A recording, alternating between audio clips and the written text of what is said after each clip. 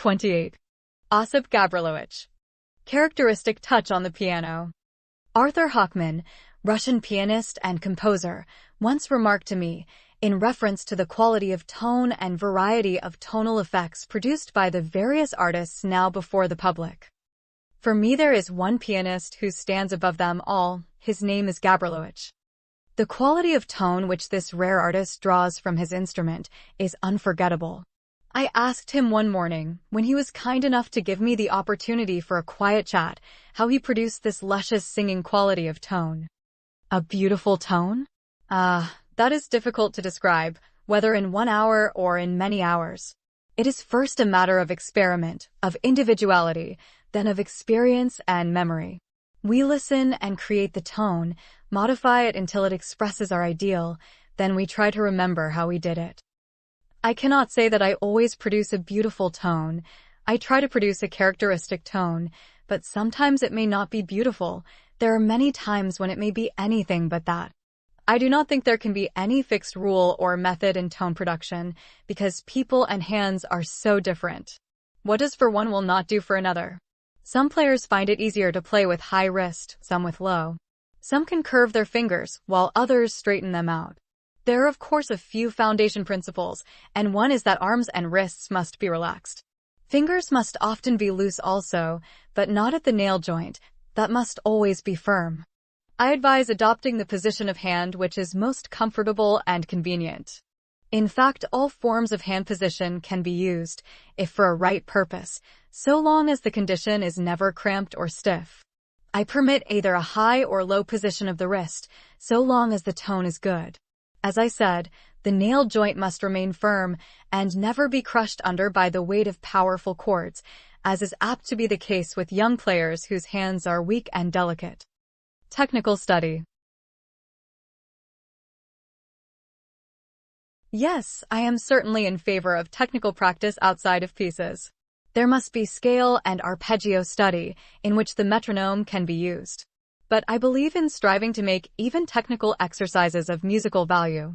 If scales are played, they should be performed with a beautiful quality and variety of tone. If one attempts a Czerny etude, it should be played with as much care and finish as a Beethoven sonata. Bring out all the musical qualities of the etude. Do not say, I'll play this measure 16 times, and then I'm done with it. Do nothing for mechanical ends merely, but everything from a musical standpoint. Yes, I give some Czerny to my students, not many etudes however. I prefer Chopin and Rubinstein. There's a set of 6 Rubinstein studies which I use, including the staccato etude. In regard to technical forms and material, each player may need a different tonic. I have found many useful things in a work by your own Dr. William Mason, Touch and Technique. I have used this to a considerable extent. To my knowledge, he was the first to illustrate the principle of weight, which is now pretty generally accepted here as well as in Europe. An ancient and famous philosopher, Seneca, is said to have remarked that by the time a man reaches the age of 25, he should know enough to be his own physician, or he is a fool. We might apply this idea to the pianist.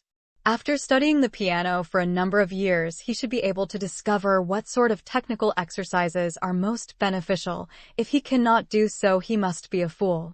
Why should he always depend on the exercises made by others? There is no end to the list of method books and technical forms. Their name is legion. They are usually made by persons who invent exercises to fit their own hands. This does not necessarily mean that they will fit the hands of others. I encourage my pupils to invent their own technical exercises. They have often done so with considerable success and find much more pleasure in them than in those made by others. 2 of the most important principles in piano playing are full, round, exact tone, distinct phrasing. The most common fault is indistinctness, slurring over or leaving out notes. Clearness in piano playing is absolutely essential. If an actor essays the role of Hamlet, he must first of all speak distinctly and make himself clearly understood, otherwise all his study and characterization are in vain. The pianist must likewise make himself understood, he therefore must enunciate clearly. Velocity. You speak of velocity as difficult for some players to acquire. I have found there is a general tendency to play everything too fast, to rush headlong through the piece, without taking time to make it clear and intelligible. When the piece is quite clear in tone and phrasing, it will not sound as fast as it really is, because all the parts are in just relation to each other. As an illustration of this fact, there is a little gavotte of mine, which I had occasion to play several times in Paris. A lady, a very good pianist, got the piece, learned it, then came and asked me to hear her play it. She sat down to the piano and rushed through the piece in a way that so distorted it I could hardly recognize it. When she finished, I remonstrated, but she assured me that her tempo was exactly like mine as she had heard me play the piece 3 times. I knew my own tempo exactly and showed her that while it did not differ so greatly from hers, yet my playing sounded slower because notes and phrasing were all clear and everything rightly balanced. Power. How do I gain power?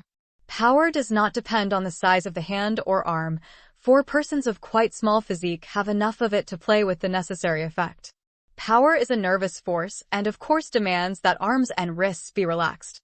The fingers must be so trained as to be strong enough to stand up under this weight of arms and hands and not give way. I repeat, the nail joint must remain firm under all circumstances. It is so easy to forget this. One must be looking after it all the time. Memorizing. In regard to memorizing, I have no special rule or method. Committing to memory seems to come of its own accord. Some pieces are comparatively easy to learn by heart. Others, like a Bach fugue, require hard work and close analysis. The surest way to learn a difficult composition is to write it out from memory. There is a great deal of benefit in that. If you want to remember the name of a person or a place, you write it down. When the eye sees it, the mind retains a much more vivid impression. This is visual memory. When I play with orchestra, I of course know every note the orchestra have to play as well as my own part. It is a much greater task to write out a score from memory than a piano solo, yet it is the surest way to fix the composition in mind. I find that compositions I learned in early days are never forgotten. They are always with me, while the later pieces have to be constantly looked after. This is doubtless a general experience, as early impressions are most enduring. An orchestral conductor should know the works he conducts so thoroughly that he need not have the score before him. I have done considerable conducting the past few years. Last season, I gave a series of historical recitals, tracing the growth of the piano concerto, from Mozart down to the present. I played 19 works in all, finishing with the Rachmaninoff concerto. Mr. Gabrilowitsch has entirely given up teaching and devotes his time to recital and concert, conducting and composing.